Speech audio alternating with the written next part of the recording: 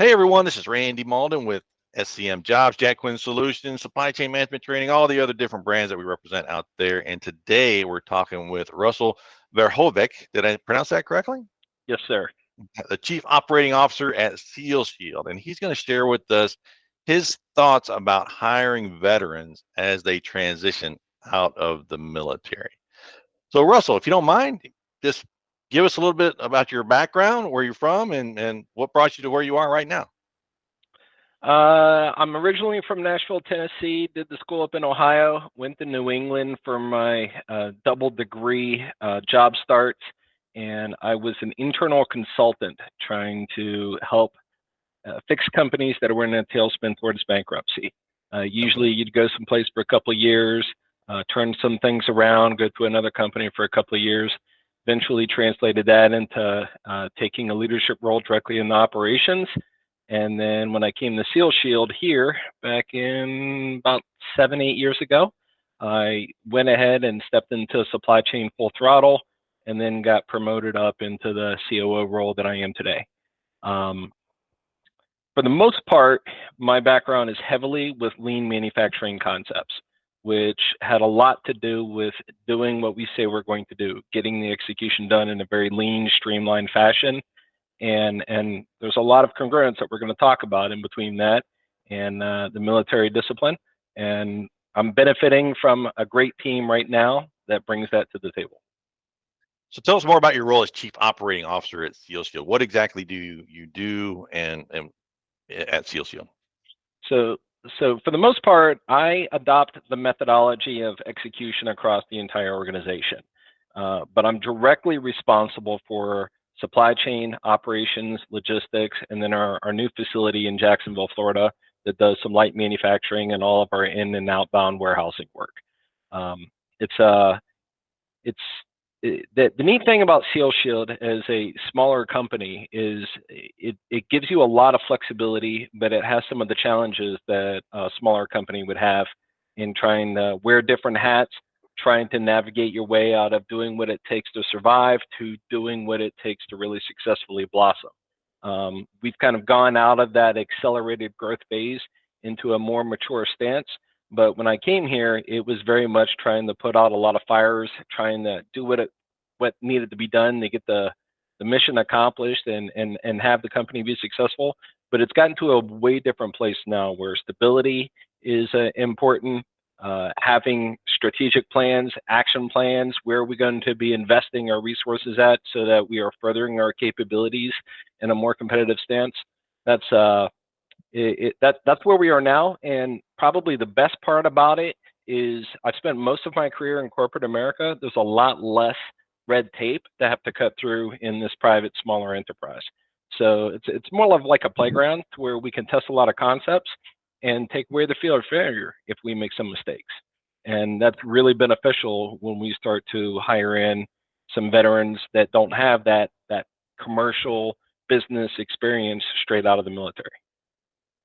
That's really, I appreciate that effort to bring military in. But before we do that, I'd like to learn more about Seal Shield as a company. For anyone watching that can learn more about your company, what do you offer?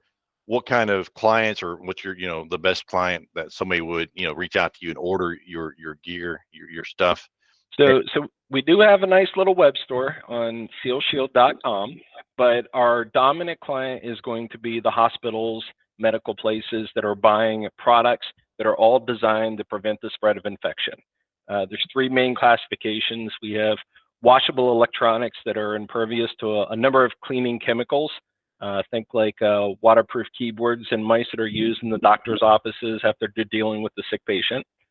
Second one is an antimicrobial film that is also impervious to those same cleaning chemicals, and it protects the glass surfaces that are usually cleaned multiple times a day from corroding and destroying their clear visibility. That's really important now because those are all touch-screen devices in the ER rooms now. They're really expensive and you can't easily replace the glass, so it's best to protect it at the forefront. And then our flagship product is a UVC disinfection machine. We actually have two of those now because we just acquired our biggest competitor from Canada at the tail end of last year. But those devices are also used to disinfect a number of different devices throughout all the hospitals and institutions that they're put at. The biggest example is the touchscreen devices that are used in a lot of the medical places. If they get assigned out to nurses, they have the capability of disinfecting. They also have all the tracking compliant with the Joint Commission. So we put RFID tags on them, and you can tell out of the floor of nurses who swiped into the electroclave, took out what device at what time. So it's an entire tracking regime online that allows the hospitals to manage their assets as well as their compliance with their own disinfection protocols. So that particular product is not just a screen covering, but there's a whole RFID tag tracking piece behind that as well. Yeah, the screen protectors is the second product line, and then the UVC disinfection box, our electroclave, is a standalone unit. It's just really compatible. We try to bundle that together with the screen protectors as well, because if you get a lot of residue or some kind of spillage on the device, the UV light's not going to get rid of that. It's designed to get rid of any bugs or pathogens that are on the surface and kill them straight up. And so do you have any contracts with the VA or the Army Medical Services or any Navy Medical Service, anything like that? We do have a number of our clean slate units, which was our new UV acquisition in the VA. We just actually shipped a whole bunch of those there a couple of months ago as part of the expansion effort after we acquired that company. And our electroclave unit is also used at the CDC lab in Atlanta for the employees' capabilities in disinfecting their phones. All of this is pre-COVID pandemic as well. So it kind of put us on the map. It really fleshed out our balance sheet and allowed us to grow the organization substantially.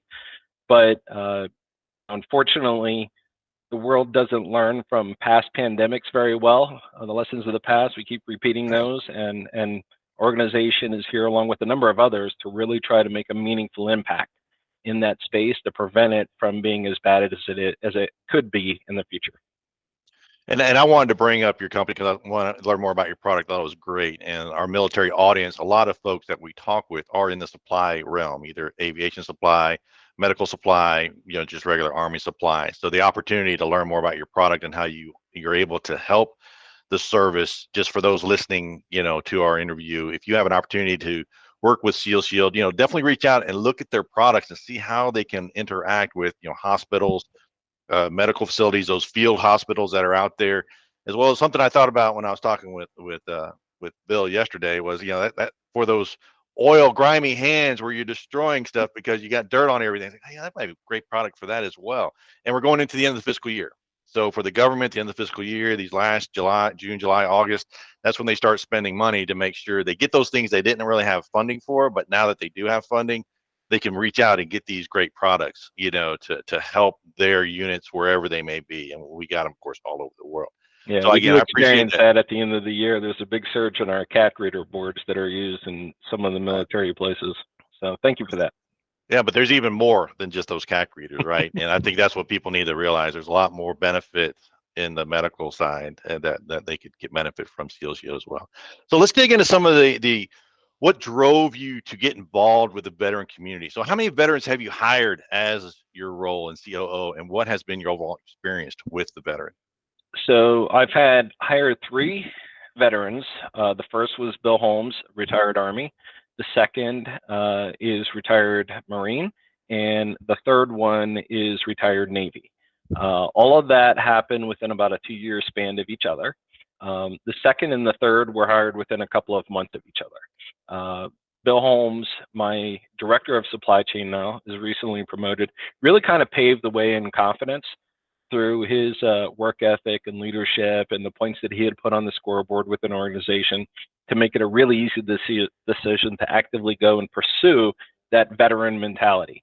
That wasn't the initial intent when we got Bill Holmes. There's a kind of an interesting backstory on that. We almost missed the opportunity of hiring him in the very beginning. So let's dig into that a little bit. What were some of the predisposed thoughts you had about the veterans or military people that did not make them an easy choice that they are today because they've proven themselves out? So what's that? So the biggest reason Bill didn't come on our radar screen in the very beginning was he didn't have the experience on the resume that we were very particularly looking for as our operations expanded. And we went through literally our first round, a very comprehensive approach. HR does all the initial screening. We do a lot of interviews. Our strategy is a 4-person team broken up in the two people groups, and they're physically meeting with a number of folks locally, face to face, and kind of a robust structure for us to make sure we're getting the right folks. At the end of that first round, there was some debate on the team, and from my experience, you never ever want to miss an opportunity of making sure you're bringing the right person on your team for the long-term benefit of the organization. While we had a really specific short-term need for supply chain, it was that long-term vision that I was really staying fixed on, and I was on the side of we were not going to get that perfect fit from that first round poll. And because we had done a really comprehensive scanning and posting on LinkedIn and a bunch of advertising and the initial screening of the resumes, I felt a little bit defeated at the beginning. The power of networking and maybe a little bit of blessing kind of came through, and our chief financial officer had relayed to me Bill Holmes's resume. And it wasn't part of the initial group, probably because it didn't check off all the buzzword boxes that we had originally on the supply chain screening. And I scheduled a call because there were so many things linked to, he was putting up his performance metrics on I improved from X to Y and a number of different things on his resume. That's a critical ingredient for me because those invite a story. How did you do that? What kind of challenges did you have to overcome? And we had our first conversation. I scheduled a face-to-face with him, and the rest of it was we don't even need to talk to anybody else in a second full round because we've kind of found the guy. Now, while Bill did not have all of the experience in supply chain that we would have ideally wanted in the beginning, remember how I'd said in the beginning that I came to SealShield and dabbled around with supply chain here and kind of grew my experience in supply chain, having come with lean and operations. SealShield had really supported me with that in benchmarking and going to educational conferences and essentially any class, and it really, really worked out for me in the organization. So I already know we could repeat that process with Bill. I didn't have the benefit of a mentor, so I knew that I could help mentor him on those tactical experience needs, while it's really harder to find that kind of training, leadership, interpersonal skills, the culture that we want to have within a leadership person in the organization. And those are just almost impossible to train versus the tactical skill sets. And Bill being a quick study and having a lot of similar experiences in the military, just not commercialized to the business, it made it a really good hybrid to the point where he's better at a lot of things here than I ever was when I was over the supply chain. So 2 things I'd like to draw out of your story that you shared there. 2 things, one about the hiring manager and one about the veteran. Mm-hmm. Starting with the hiring manager, what thought processes do they need to adopt to consider these hidden gems, these hidden diamonds that just aren't obvious? How would they find them or ask better questions to draw out those resumes, be it a veteran or anyone else who may have not the exact experience, but the right type of character you need for that improvement and that long-term growth? And then the next question will be that veteran, which I'll get to after you answer this question. Okay, so the first one is, like I had said in the beginning, what am I trying to accomplish? The short-term need is a supply chain owner, somebody that can own the supply chain that I was taking care of at that point in time. And as our organization was growing, there was just a lot more work, and it needed to have a dedicated mind share on it. But the longer term goal is, as we are growing the organization, every department usually has a little bit different ways of doing things. And a backstory in our company is operations was not highly performing in SealShield before my arrival. And we had already fixed a number of those problems and had established a lot of credibility and influence across the organization, like documenting action plans, having simple things like just showing up on meetings on time, prepared, The agendas are in place. They're not running over, and having that mentality of we are going to do what we say we're going to do, and that requires a high level of discipline that folks from the military are already going to have. So when you want to have a winning organization, not just a few winning departments, you need to have those success stories that give credibility to get the organization on board in learning and adopting some of the same methodologies. It's really just sharing the best practices. So if you can bring somebody in who has those attributes, whatever they are, all right, for me, I was looking for discipline, the capability of taking the hill, a can-do mentality, because we are going to deal with challenges, especially as the organization grows. And I don't want that fear factor or change resistance to stand in the way of us taking chances, working hard, and making the effort, and then getting the wins, ideally, all right? If we can do that, and you have more voices on the department side that can do that, they will cascade that can-do attitude and mentality to others throughout the organization, not just within their own department. That's the soft stuff. That is the hard stuff to find in a lot of folks in business. And that's what we were going for when we were making that hiring decision. More of the longer term play. How do we get the leadership influence that can truly evolve in the organization, but also evolve the organization along a better way of doing things than we had done things before? Then how did you fill that gap of technical skills that you were looking for? Right. How, since because a lot of, veterans are like one of the things we do, we help veterans are in the CPSM certified professional supply management. Mm-hmm. The Army pays for that certification, which gives them that stamp that they know these skills. But still there's a gap that maybe doesn't show up on the resume. And then they join the organization and then realizing there's a longer term play, you need this person to get technically competent as quickly as possible. So how do you do the crash course to get the competence up? And I say this for a couple of reasons. One, when my experience when I came out was nobody would hire me because I think I was overqualified or I didn't, and it's my fault, not their fault. It's my fault because I didn't properly articulate my value on a resume to get the interview and do that. So I had a lot of skills, a lot of education, I had a certification, all kinds of things, but it wasn't there. But then on the hiring manager side, they weren't necessarily open to training me. They just wanted the stamp, okay, this guy can do it, right? His resume matches all the skills and he can get this done. And just had they taken a chance, a 3-month, 6-month period of, hey, we're going to bring you in, we're going to teach you, it would have been, I wouldn't be here today, which so it's kind of a good thing, right? I'd be somewhere else. But, at the same time, it's like that ability to recognize the character, but then fill a gap with technical skills. How did you do that technical skill gap? Well, humorously, we didn't in the beginning, because by the time Bill was hired, we were trying to stand up our first production operation, and the climbing of that mountain, while also trying to hand off the supply chain, was too tall for our small team. So Bill got shafted a little bit on the expectation. He just joined the team. There's a little bit of orientation, and it's like, hey, Bill, we're going to come back to that supply chain stuff. Right now, we are urgently trying to ramp up our capacity, and we're going to go start an operation, and I want you to be in charge of that. He hadn't necessarily done all of the steps in that before, but there was enough of his experience that was directly applicable to this case. I will hold the fort down on supply chain until that engine is up and running, and then we will come back and do a knowledge transfer to where you will be taking over certain things on a daily and weekly basis.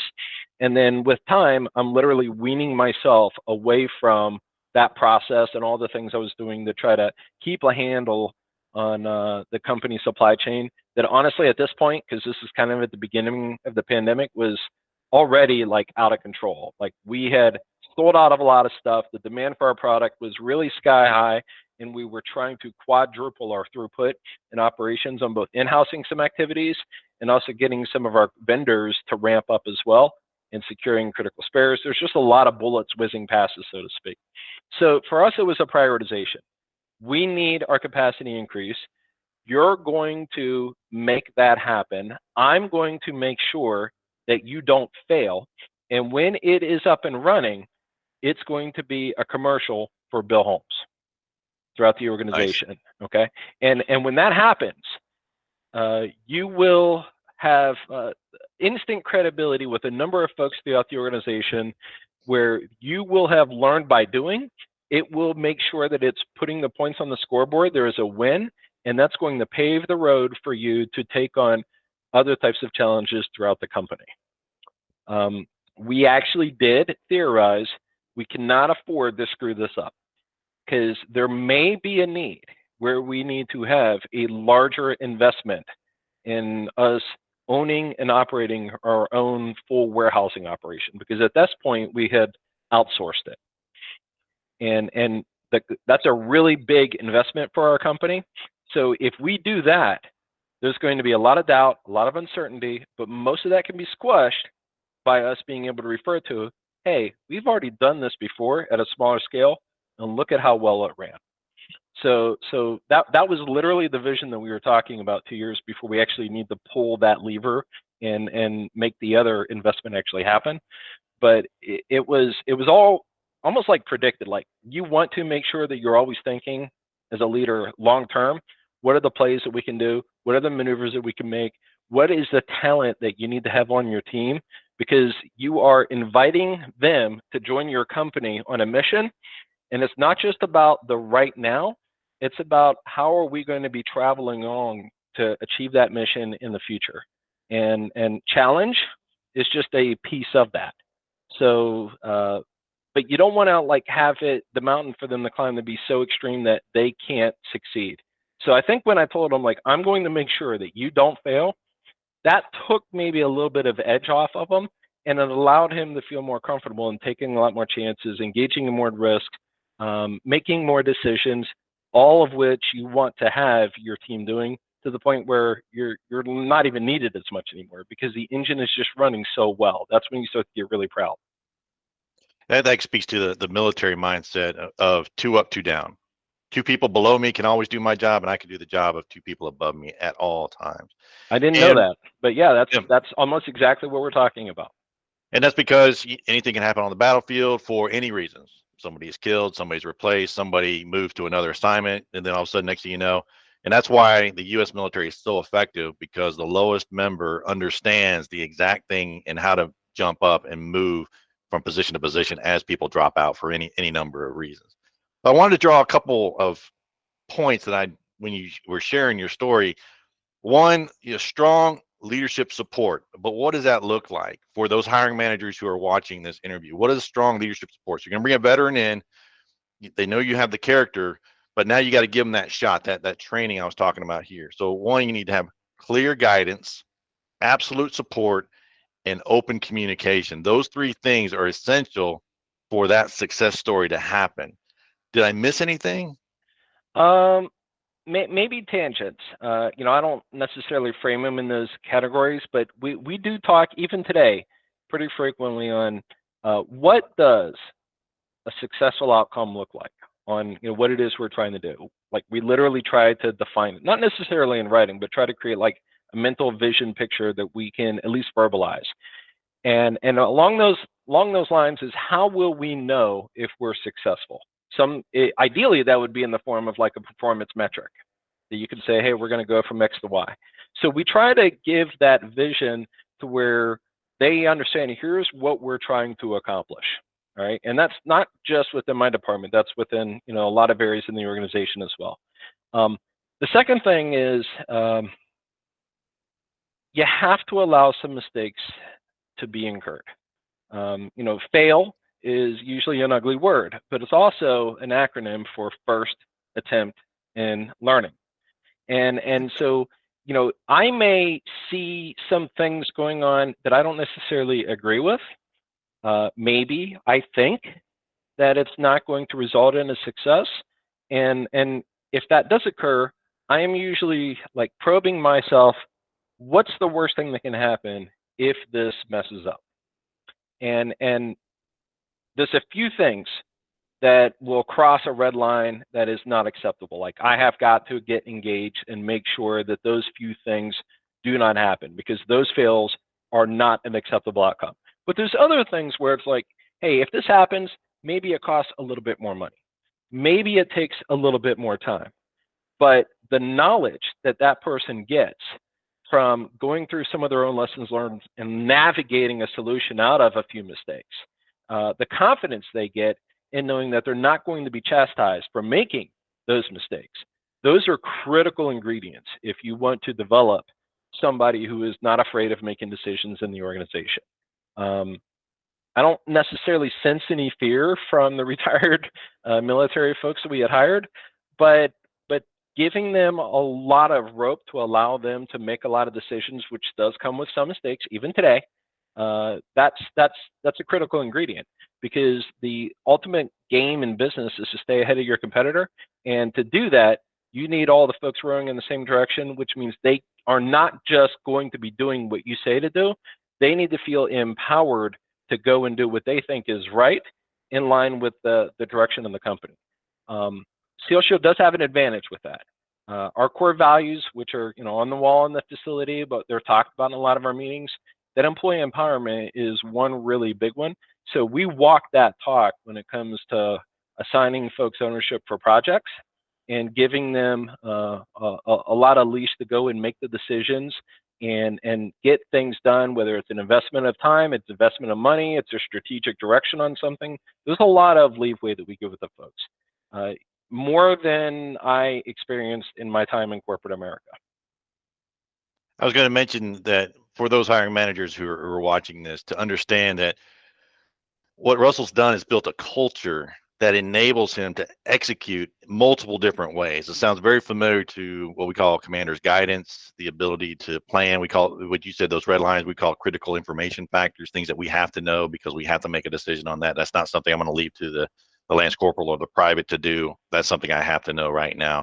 And so a hiring manager who's listening to this story and says, I want an organization like that, that's what the military veteran will bring to the conversation. That culture, that leadership, everything else that Russell's been explaining throughout this interview, and to do that. So to think about veterans and why would I do that? Because there is a struggle right now that we hear about veterans finding their way as they're coming out of the service and just looking for that chance, that opportunity. Just give me that opportunity and I will knock it out of the park. But there comes some responsibility on the leadership side to make sure they've got those factors that you just discussed. I'd like to transition. Go ahead. You're 100% right. It's as a leader, it is our responsibility to provide the challenge and the clarity with the new hires, but also set them up to succeed. You have to provide the resources, whether that's certain kinds of tools and time and investment, but really importantly, you gotta have a coach, somebody that can help hold their hand and get them onboarded. A lot of really successful people, even not from the military, can and do fail if they're just put in a position that they don't have somebody navigating their course, at least in the short term. So those short-term successes are critical ingredients to ensuring somebody's long-term optimism within the company and success. You want them to have wins and have that positive attitude about, I am thankful I am here, I am making an impact within the organization, and I am empowered to do what I think is right within a large scope of influence. I'd like to transition to the veteran, because you mentioned things that were key to you in that resume that allowed you to see deeper into the person. And those were like performance, quantitative, what was it? Performance metrics, where it created a story. Yep. So we'll be talking in this part, we'll be talking to a veteran who's trying to figure it out. How do I transition out? What does their resume need to look like? And then what do they need to talk about in an interview to be able to demonstrate their competency to get the job done, no matter the situation? Good questions. There's a methodology called SOAR, S-O-A-R, for situation, obstacles, actions, and results. And I essentially take the interviews with that kind of methodology, whether they're veteran or not. I am looking for those stories that will start from something that they put on their resume. The ideal thing that I look for on a resume is, I improved something from X to Y. They're probably not going to take the time to delineate how did they do that. What was their role in doing it? And that's the purpose of the interview for me, is I will nitpick on the resume How did you accomplish this? What was your role? Were you a leader? Were you just a participant? Sometimes you can have a leadership stance and not the leadership title on like a team, just by influencing your peers. I'm essentially asking some questions to try to dive down to figure out how did they handle this. And then I'm always looking, I'm thinking like, am I being BS'd or is this legit? So I'm really trying to dive down and trying to understand what were the actions that they took? What were the decisions that they make? What kind of vision did they have when they were trying to accomplish some kind of improvement? In our business, we're always going to be looking to fix problems in a way that they don't come back. So we're thinking systemically. And I'm looking for that kind of thought process as well on how do they accomplish it. So the main thing is a number of examples on I improved some kind of metric from X to Y, whether it was they did it individually, they led a team that did it, or they participated significantly on a team that did that. And if you're in the military, you're not always going to have those business direct metrics, but the behaviors that somebody exhibits in those kind of transformations are absolutely able to be copied and pasted from the military in the business. It's just you're adapting to different kind of cultures and styles. And that varies from organization as well. So I'm looking for that. How did you do it? What kind of adversity did you have to overcome? Those are the critical ingredients in the story. If I can find out a scenario, well, we tried this and it didn't work out the way we thought. So we quickly learned from that and pivoted and did something else. That's what I'm looking for as well, because it's directly applicable to what I already told you. I'm trying to allow happen in the organization. So if I see that they have a lot of experience in doing those things in the military, it's simply a matter of bringing them into the organization. Here's the football. Don't go out of bounds on the left. Don't go out of bounds on the right. But generally, that direction is the end zone, and you let them run with it. That's perfect. And I would like to share those that are listening for the veteran side. Any rank can do this, right? From a private who is in charge of trying to get himself up in the morning, and I'm using an extreme example, and getting to work on time. You mentioned on time, prepared, ready to do the job. That's a process, right? That's a certain thing you've got to do. But then capture those moments where you were involved in a project and you can talk about the fact that something went wrong, but you made it right. And you can tell that story, but your resume has to show that. And that's where you need to have quantitative numbers, metrics inside your resume that say, I went from X to Y. I like how you said that. So that then for the hiring managers, look for those key points on a veteran's resume, not just a veteran's, but any resume, right? That they can make that shift. They can make that change from X to Y and talk about that process and looking for those characteristics. Does that make sense? That's exactly what we're looking for. If I can get my arms around a number of source stories to where I think this person can replicate those same level of success within an organization, and with the right kind of coaching and mentoring and experience, they will become a self-managed leader to help influence others in the steward of their care. That's what we want in the organization. You may not get that on day one. That's fine, because we are making our decisions now to plant the seeds for a long-term growth trajectory. So one question I was what stereotypes did you have about the military before you started working with the military? The only negative one was, what you hear a lot about is, PTSD. Am I going to have to deal with some quirky attitude or something like that? I can't tell you if that exists or not. I've been blessed where I did not experience that myself. The positive things where I know that they're going to be thinking systemically because of how the military operates. I know that they will have been trained in the mentality of we are going to take that hill, no matter what it takes to succeed. Right. We are going to take that hill. There's the bottom line that I put on all the job descriptions when I'm posting a position out there is the requirement of willing to do whatever it takes to ensure the company's success. We get that. from folks that are come from the military, and there's a lot of times, in our smaller organization where we need that. It is not abnormal for me and Bill Holmes and others to have to go to the warehouse at peak periods and lift up a bunch of boxes, unloading a truck and building up pallets. It is not abnormal to do that, because we will have spikes that we have not invested in all the manpower to do all that for us. And there's no resistance. There's no whining. There's no complaining. It's like, hey guys, we're going to have to show up. We're going to have to roll up our sleeves and get in there and sweat some. And it's just like, we're all doing it together. So you're not always going to find that in corporate America, but having that can-do spirit with the folks that we've been able to get from the military is critical in instrumenting our success, and the rest of the organization sees it. So when we say, hey, we need help in doing something, that mentality of, I'm going to be willing to do whatever it takes to help the company succeed in a different department, in a different function, that's like gold to us. That's the camaraderie that we want to have in the organization, especially during tough times. And we've had some of those. And I would offer that's a two-way street, right? So when you ask for that, there's also an ask from the veteran, is that loyalty is there both ways. That they will not only work for you the way you need whenever you need it, but also when they need that support. You mentioned PTSD or something like that. That moment of thought, that moment of patience to teach, to learn, to go both ways. That there needs to be a two-way street in that loyalty. Because today there's lots of jobs out there, but not many employees.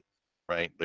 You can look at the job want ads all kind of day, but can you find the right people to fill those jobs? So companies are selling themselves to employees just as much as employees are selling themselves to companies to find that perfect opportunity there. And listening to your stories, you've got a strong story for your company and why somebody would want to work for you, because there's some good things here, a culture that is nonstop, that is unstoppable, will get anything done to meet the needs of the client, the customer that you're working for. Does that make sense? That's the vision. Yeah, that's the goal. That's what we were trying to build. And it takes time. It takes years, to get it to that point. Right. Luckily, we've kind of established a lot of good momentum and success in that. Like literally 10 minutes before, this call, we get a simple Teams message from the operations manager, which is the retired Navy vet.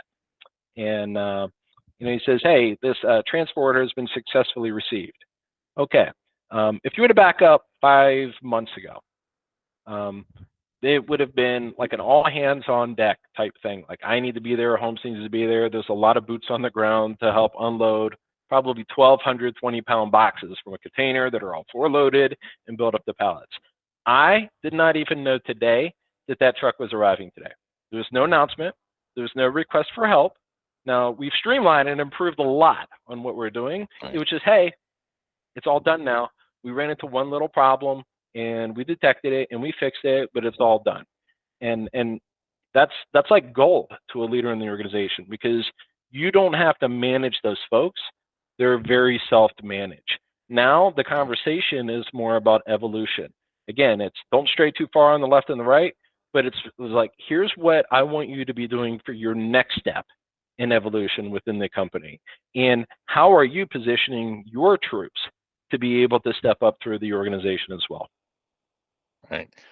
So I'd like to shift to a little bit about when a veteran is transitioning. You mentioned in the beginning that networking was key to Bill getting his resume to you. Mm-hmm. How does networking play in the bigger picture of finding opportunities? And I'll share with you a story real quick. I did a survey I have two audiences. I have the military audience and I have the supply chain audience. That's two folks that I work with. And I did a survey like, what is the key to finding a new job? And for the veteran, it was resume. You got to have a perfect resume. Well, that was the blaming thing. And then for the supply chain community, it was all about networking. And the reason I'm asking this question is I believe there's a myth that the resume has to be perfect, but we don't have to spend much time on networking because I don't have time or for whatever reason, where the reality is networking is the key to success. And your networking will help you tailor your resume to get that opportunity. Can you elaborate on that? Seal Shield is company number 8 for me. Again, early on in my career, I was blitzing through companies every 2 to 3 years as part of that rapid change agent within the company. So the past 3 have been somewhere around like an 8-year horizon. All 3 of those have been by networking for me. Either my personal brand was known in between my business and the other business. They may not have known me directly, but because of their affiliation with my business, maybe they knew of my business's success. Okay. The best example, though, is here for Seal Shield. I had left my industry because it was steel. I was in charge of the largest business unit at the steel mill in Florida, and I did not want to stay in the steel industry. I haven't been there in a large part of my career, but I wanted to do some other things with my career path and check off some boxes in pursuit of being a chief operating officer. Supply chain is what I knew I needed to do, and that opportunity didn't exist there. So I literally left, took some time, met with a number of folks, came up with a marketing plan on, here's the companies I'm going to target, here's a couple of geographical regions.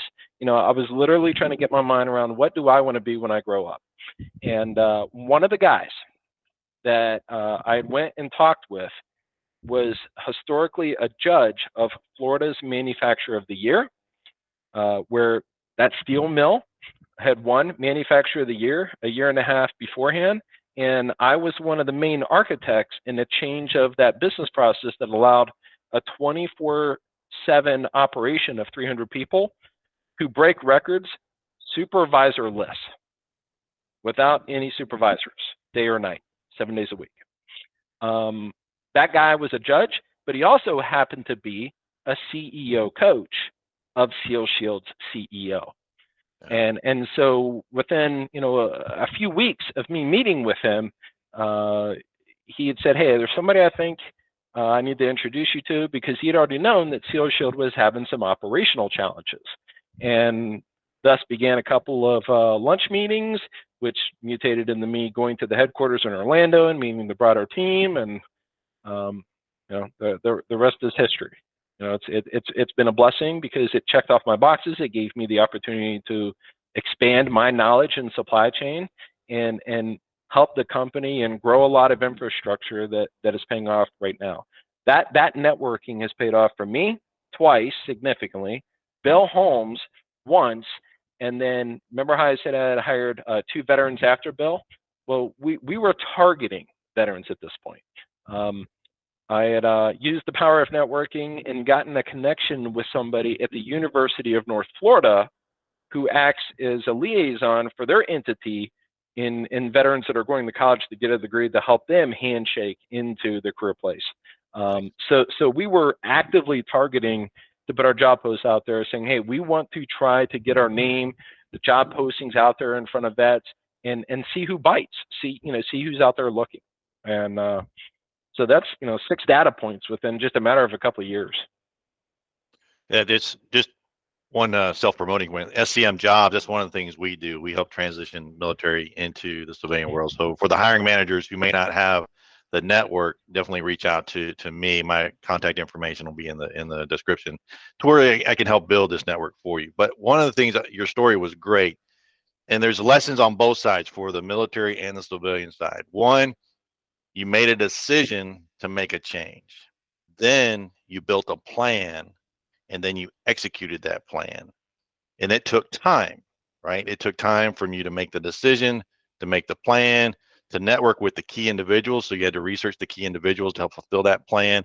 And then you started to peel the onion to get to where you needed today.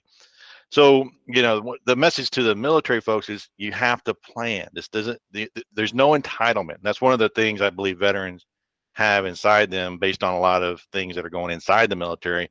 Well, people owe you a job. You're entitled to an opportunity.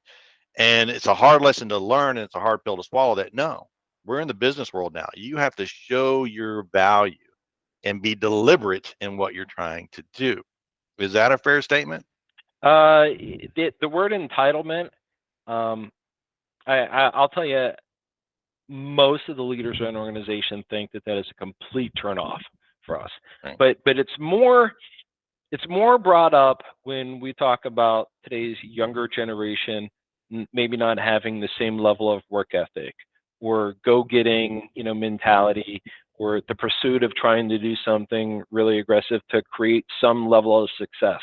I do see that in just in my old age, I guess, in between the generations.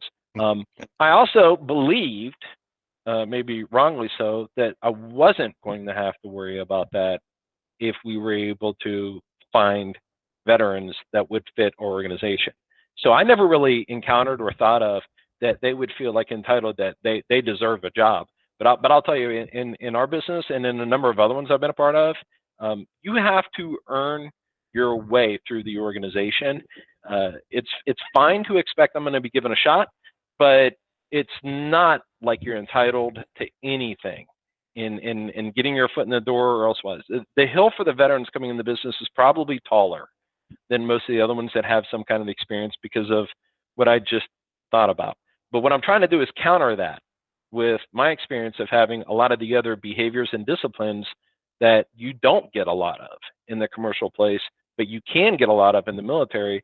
And if you're willing to exert some time and effort to kind of mentor them, they can turn out to be way better than you might have just hired from, off the street or through a recruiter. So I would absolutely recommend any veteran that's trying to look for a job, do not give any semblance at all of expectation of you deserve this or you are entitled to have that. That'll be a turnoff for me and a lot of other hiring managers, I think. Please stay away from that. And that was mainly the message, was for those veterans who are not seeing success, right? They're just sitting in their room and they're sending out resumes all day long and like, nobody's hiring me. Why not? Boo hoo, boo hoo. It's like, hey, you got to get out there. You got to show your value. You got to get into it. They're not going to bring a job to you and place it on your table. You have to go out and earn it. Everything we've just talked about to show that you're bringing value to that organization. I do want to bring up two things that are applicable for this, as it sounds like there's some folks that you're aware of that are in that boat. First off, my operations manager, his name is Matt, and he runs our entire brand new Jacksonville facility now. But when he came in, he was actually our second place pick because he didn't have the kind of experience we were looking for the first pick, who was the one from the Marines. We needed to stand up from the ground up a production and warehousing operation, and nobody in the company had ever done that before. So we went with the one who had a lot of that specific experience after the military already. Okay, but there was a lot of advantages that Matt had from his Navy experience, and we talked about them in the hiring process. Now, my fear and others' fear was we can't afford to screw this up because we were bleeding a lot of customer service issues, and we were like, we need to make sure that this one's right, so we're going to go for the one who could get us that enterprise off the ground successfully. Thankfully, Matt was, I love your organization, I love what you guys stand for, I would really like to be considered for any other opportunities you guys have. That said something to me. And we actually had a mediocre temp performing at that time. And within a few days, we're like, she's voted off the island, and we're going to give him a shot if he wants it.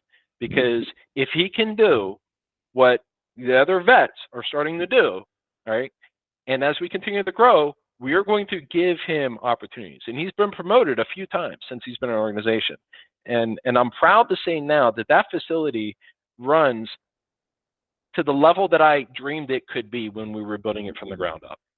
And a lot of those things that got us to this point, a lot of the processes, the cool tricks on technology, the organization, are the things that he brought to the table.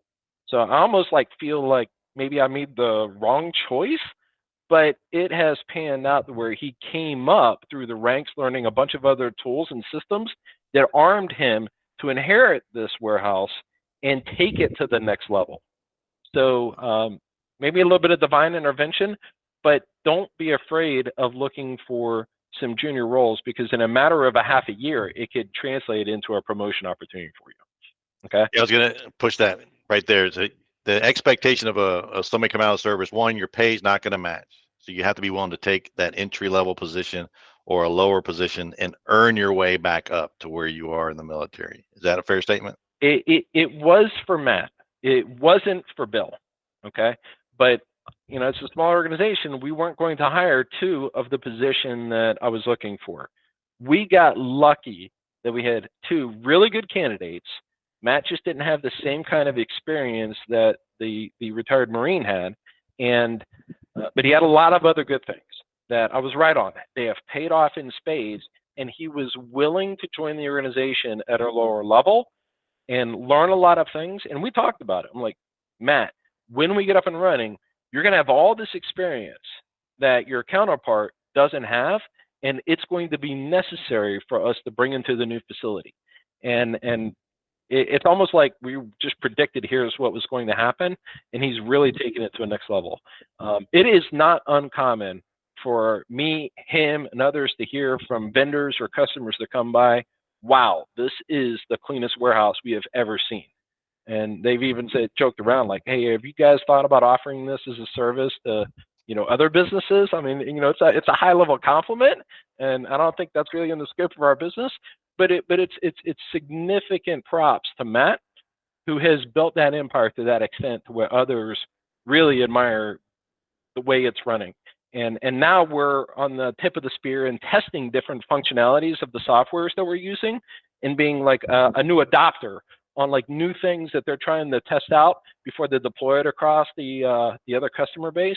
So we're having a lot of fun with playing in the sandbox on doing things like that as well. You know, a lot of compliments come to him for that. So that's the first thing. Don't be afraid to take a lesser role. The second thing is, you know, you had mentioned they're just firing out resumes. That's a numbers game. That's one way of playing it. I've done that before too. You know, I'm gonna get my resume. I'm gonna send it out to 100 different places and see who bites. Over time, though, I've adapted my techniques to make the resume somehow personalized to the opportunity. So you're always going to have your success stories, and maybe you've got like a collection that you only fit some of on the resume. If you know that you're going after a specific company or a specific role, it is worth the time to say, you know, these two or three, I'm going to take them out. I'm going to put in some other ones that I think are applicable. Or when you're writing your objective statement at the top of the resume, what are you trying to do? Design it to be what they're looking for. Right. Like literally phrase out what they're looking for in the job description and how your specific experiences from the military are directly connected to those. Take the time to tweak the resume, because in my now experience, it is way better to send out 10 resumes that are just like, this is the best resume I can send out to these specific places, and it is fine-tuned, than to just do the shotgun approach and blast out 100 different ones out there. That's my recommendation. Difference between a shotgun or a rifle, right? Targeted, focused versus kind of everywhere. And then one other point, then we'll start to wrap up. You mentioned networking. You connected with certain people and you had meetings to discuss the plan. How did you meet those people, and what made you choose those specific people to have a meeting with?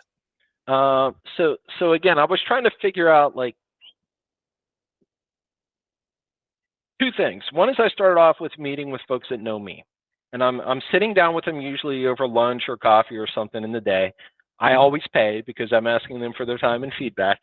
And it's literally, I want to make a concerted effort to depart from operations and grow into supply chain. That is a box that I need in order to prepare me for the next step up. What are some of my blind spots? What are my shortcomings? What are the advantages that you think I have that could help me do this? Here's the list of companies that I think I should be targeting. You know some folks. What do you think? And almost in every conversation, they would add, hey, here's 2 or 3 companies. Hey, have you considered this? Here's the feedback on the blind spots and your strengths. You know, I had mentioned that I had met with the judge of the Florida Manufacturer of the Year. I didn't know that guy directly. He had known of maybe my work and the results, but I did not know him specifically.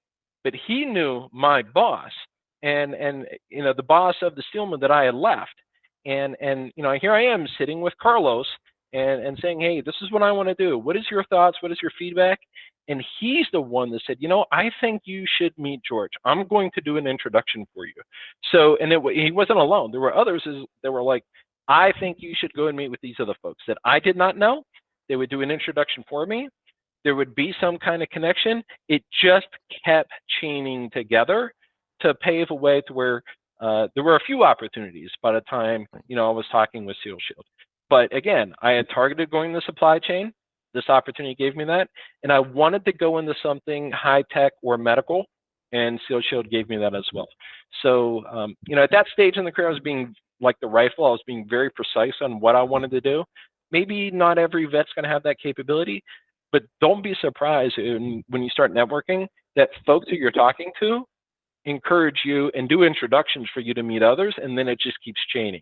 Have faith, stay disciplined, run the course in the process, and it usually does yield results. And just to tap onto that is you got to have a plan, whether it be I want to live in Jacksonville, Florida, or I want to work in this specific industry. You have to make a decision on one of those two. Everyone, they don't say, well, how much money do you want to make? The money will come. The first two decisions need location or job. You need to choose one of those two and then focus the way Russell described, knowing that you have to meet certain people key in that community or key in that industry, and then start building relationships. And they'll splinter, they'll spaghetti, they'll spider where they need to go. And like you mentioned, divine intervention, you will go where you need to go based on whatever the situation is. Go ahead. Randy, that comment you made about the money will come. I do want to touch on that too. After I finished my second degree in college, one of my professors told me, God, it was 25-ish years ago now. When you're looking for a job, consider two questions, and try to stay true to this. One, ask yourself, can you be successful in that job? Because you can put yourself in roles that you cannot succeed in. All right, so be on the lookout for that. And I have done that one time so far. All right. The number two one though is go for the opportunity that you believe will give you the best opportunity of learning. If you stay true to those two things, you will find yourself learning and developing faster than your peers, and that's how the money and the senior positions come down the road. Now, like I said, I have deviated from that once where I went for the money, and I did not stay there very long because it wasn't a fit. So, you know, everybody makes mistakes, but those were the fails, the first attempt in learning, where I know that I will not do that same mistake again. So, you know, I just want to reinforce what you said there. That reminded me of the movie Moneyball, right, with Brad Pitt, where he talks about he went for the money as a young high school baseball. Have you seen the movie Moneyball? Long time ago. And he talks specifically about, I made the decision for money once. That's when he was talking to the Boston Red Sox manager, and he was going to be offered that job, and they offered him, of course, an enormous salary, and he said, I'm not going to do it for the money, and he stayed with the Oakland A's and versus going to the Boston Red Sox. Good or bad, that was his decision because he didn't decide for the money, you know. So last two questions, and then we'll wrap up. What is some final advice you would give to hiring managers to break the stereotype of veterans? And then last, what was one piece of advice you'd give a veteran to shift their mindset so they can be more open to opportunities that we've discussed here? So for the hiring managers, you know, if you've watched whatever video link this is going to turn out to be, and you've gotten to this part, you've already heard me talk about having the long-term vision. What is it that you're trying to accomplish? Don't just look at it as I'm trying to fill a specific role right now. If you can make it to where you are seeding somebody in the organization that you believe is going to help you, your department, and the organization to succeed well beyond the role you're hiring for now, hiring a veteran adds a lot of clout and possibilities in front of you versus just getting somebody for the role now, because they've come up through a different set of experiences that are applicable in business. And often they, like, even on a monthly basis, I'll usually hear stories when Matt and Bill are talking about something. They'll tell me about something in the military, and it will be applicable to something that we're talking about in business. I'm thankful for that because they're bringing their experience to the table and helping us make a better decision with that. So there's advantages, but you got to have that long-term vision. for the folks that are in the military that are trying to get some kind of a business type job, the resume non-shotgun would be my first recommendation. The second thing is the power of networking. And then the third thing is get your name and face out there in front of folks. Like, your organization, me and Bill did join CSCMP, that is somewhat active here in Jacksonville, Florida. We're also in the FCMA, which is a regional manufacturing organization in North Florida. And so we're out there meeting with folks, trying to learn, what they're doing better than us, and maybe share some of the things we're doing better. So there's this nice little relationship. But if you don't have a job, those are the great spots to be going to meet the folks in your backyard that you're trying to get involved with. Take the time, go out, have a little bit of a budget to invite folks out to lunch. My recommendation would be always pay for the coffee or the lunch, and that just sets the stage. And for me, it was never asking for the job, it was asking for input on what do you think about my plan, and then the conversation would just kind of yield into, here's a couple of opportunities that would be a near perfect fit for you, and I'd like you to, go and talk to some folks about them. Perfect. I really appreciate that. How can people get in touch with you and connect with Seal Shield so that they can continue to learn more about you and your company? So I kind of stay hide out here now, and the team runs the facility. I do have a presence on LinkedIn. Seal Shield, www.seal.com is our company's website. And for the most part, I'm behind the scenes shucking and jiving to make sure that everybody is set up for success on the projects. I'm not really the face of the company. I'm not going to be selling products like our sales and our marketing team does. But I'm facilitating a number of cross-department projects to make sure that they are aligning into the right direction now. If you are in North Florida, feel free to swing by the Seal Shield location. You can see it on Google Maps in Jacksonville, Florida. We host a number of events there. We're getting ready to do one for the FCMA later on this year. And, we'd love to have you come by and put a face in the name. Right now, we're not hiring, but if we ever got to that point, veterans would be in my crosshairs. It's just like you said, networking, building that, just starting to build the relationships. Everything takes time, and that's another thing to consider. Well, awesome. I really appreciate your time this afternoon. It's been a great interview, a lot of insight for hiring managers as well as for veterans to understand the mindset of a hiring manager, so they can better prepare themselves for success when they transition out of the service. I will put Russell's information and Seal Shield's information in the description so that people can reach out to you and connect with you. And for those also listening, we have a couple different websites, but that'll be down in the description as well. Our job site, our training site, as well as our recruiting site, where we help businesses grow their teams with very focused recruiting effort to make that happen. Russell, again, thank you for your time this afternoon, and I look forward to seeing you soon. I appreciate you, and good luck, veterans. Hey,